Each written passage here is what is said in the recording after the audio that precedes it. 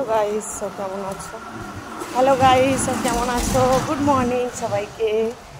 আর ছেলের আজকে স্কুলে দিতে গেলাম সোমবার, স্যাটারডে সানডে দুদিন ছুটি ছিল। বলো সবাই কেমন আছো? আজকের থেকে ছোট ছোট ব্লগ শুরু করেছি।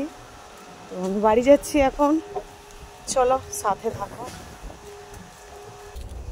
তো হ্যালো দোস্ত, দেখো বাড়িতে চলে এসেছি, অন্ধকার পুরো। দাদা রাত্রে কাজ করে এসেছে, এসে ঘুমাচ্ছে। দাদা কাজ করে এসে ঘুমাচ্ছে। সকালে তো বাসি কাজ সেরে গিয়েছিলাম, দাদা ওদিকে ঘুমাচ্ছে দেখো। আর আমি এই এখন সব এসেছি, প্রচুর গরম, হাওয়া চলছে বাইরে, মনে হচ্ছে বৃষ্টি আসবে, এখন জানি না। আর দেখি, একটা মেসেজ এসে এসে পাগল করে দেবে। দেখি যাচ্ছি এখন, রান্নাবান্না কি হয়। সকালে নাস্তা তো আমরা করে নিয়েছি।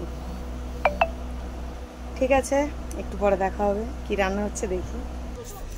সকালবেলা দেখো, বাসন নেই, কারণ কালকের আমার দিদিদের বাড়ি সব খাওয়া দাওয়া ছিল দিদিদের বাড়িতে।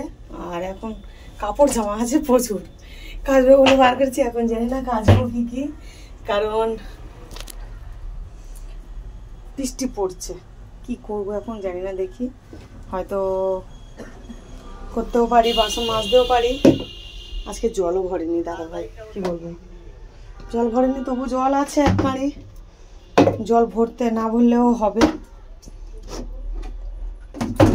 ঠিক আছে, কাপড় জামাগুলো কেচে তারপর তোমাদের সঙ্গে আবার কথা বলছি।